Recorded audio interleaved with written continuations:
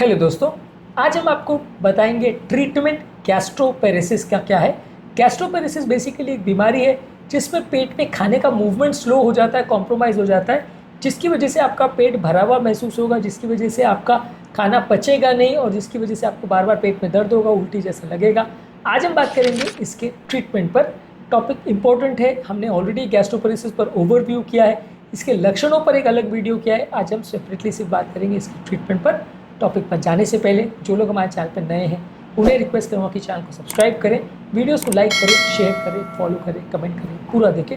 Topic बहुत ही important है, इसमें हर एक एस्पेक्ट पर, डाइटरी चेंजेस पर, मेडिसिन प्रोसीजर्स पर, ऑल्टरनेटिव थेरेपीज़ पर, सब चीज़ पर हम बात करेंगे। तो शॉर्ट में ये सारी चीज़ों को आप ज़रूर देखें। हर एक पॉइंट की अपनी वैलिडिटी है, इसलिए आपको इस टॉपिक को एंड तक देखना चाहिए। तो बिना समय बिगाड़े चलिए शुरू करते हैं इंपॉर्टेंट।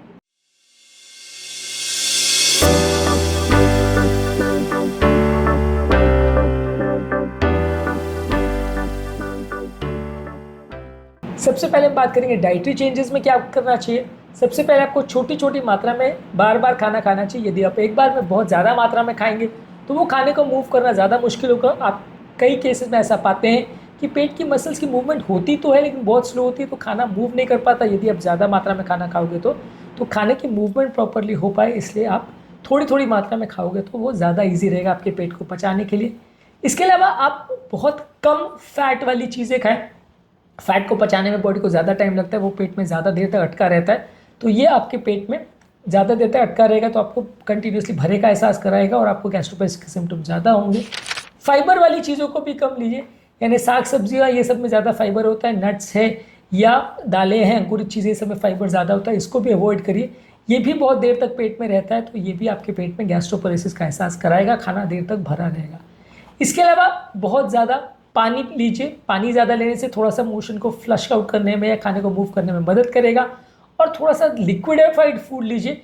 अगर आप तरल फूड लेते हैं या पीस के या मैश करके या इस तरह का लिक्विडिफाइड फूड लेते हैं तो बॉडी को उसको पचाना ईजी रहेगा, नीचे पुश करना ईजी रहेगा, मसल को थोड़ा ही मूवमेंट करना पड़ेगा तो खाना नीचे पुश हो जाएगा, तो ये थोड़ा ईजी रहेगा बॉडी को पचाने में। यदि आप इस तरह का खाना लेते हैं, सॉलिड या हार्ड खाना आप खाते तो पचाना ज़्यादा मुश्किल होगा। इसके अलावा कार्बोनेटेड ड्रिंक्स को अवॉइड करिए। सोडा वाली ड्रिंक्स को ज़्यादा मात्रा में पीने से ब्लोटिंग का सेंसेशन ज़्यादा होगा, तो इसको अवॉइड करिए। इसके अलावा रेगुलरली अपने खाने को प्रॉपरली चबाइए, इससे आपका खाना प्रॉपरली मैश हो जाएगा, डाइजेशन ईजी हो जाएगा और खाने को पचाना बॉडी को ईजी हो जाएगा। अब बात करेंगे कुछ मेडिसिन जो आप इसमें लेते हैं।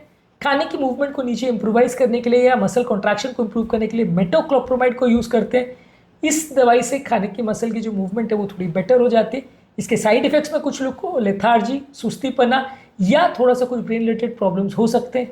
इसके अलावा एरिथ्रोमाइसिन जो कि एक एंटीबायोटिक है, वो भी इस तरह के केसेस में मसल मूवमेंट में थोड़ी मदद करके उसको भी यूज़ किया जाता है शॉर्ट ड्यूरेशन के लिए। एंटी एमेटिक यानी वॉमिट को कम करने वाली दवा में ऑन्डनसेट्रॉन यूज़ कर सकते हैं जो कि ब्रेन के लेवल पे वर्क करता है नौजिया को कम करने के लिए।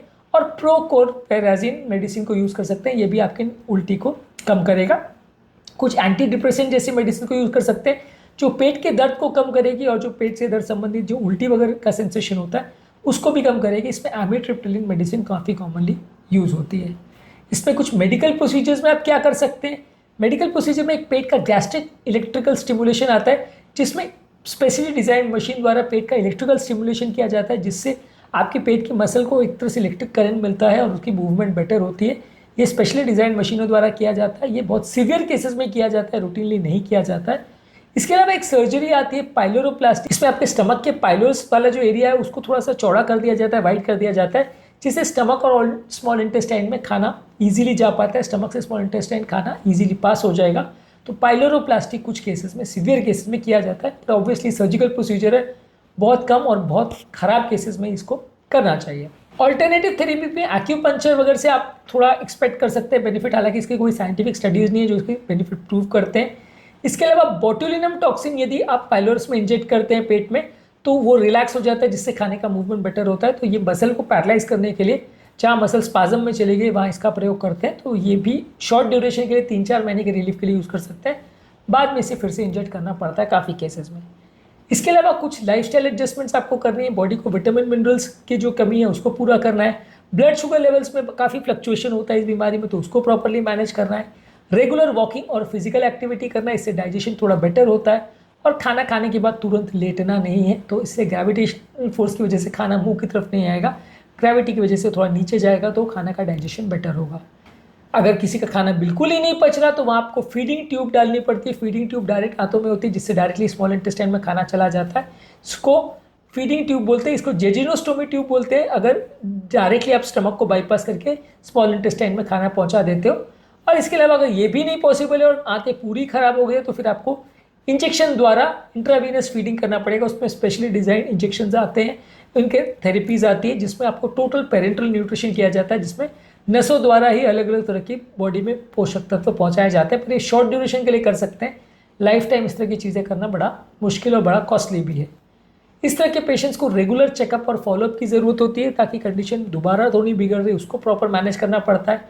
स्पेशली डाइटिशियन जो इसके लिए अवेलेबल होते हैं, उनसे आपको मिलना चाहिए, जो कि आपकी स्पेसिफिक रिक्वायरमेंट्स को समझ के उसके हिसाब से खाने को डिज़ाइन कर सके, आपकी रिक्वायरमेंट्स को बेटर मैनेज कर सके और आपकी पेट की प्रॉब्लम को बेटर सॉल्व कर सके। आज के टॉपिक में हमने बात किया कि यदि किसी व्यक्ति को गैस्ट्रोपेरेसिस है तो क्या क्या चीज़ें उसे करनी चाहिए जिससे उसे लॉन्ग टर्म फायदा हो। इस टॉपिक में हमने गैस्ट्रोपेरेसिस संबंधित ट्रीटमेंट पर बात करी, गैस्ट्रोपेरेसिस के लक्षण पर और उसके कॉजेज पर हमने सेपरेट वीडियोस के, इन्हें ज़रूर चेकआउट करें।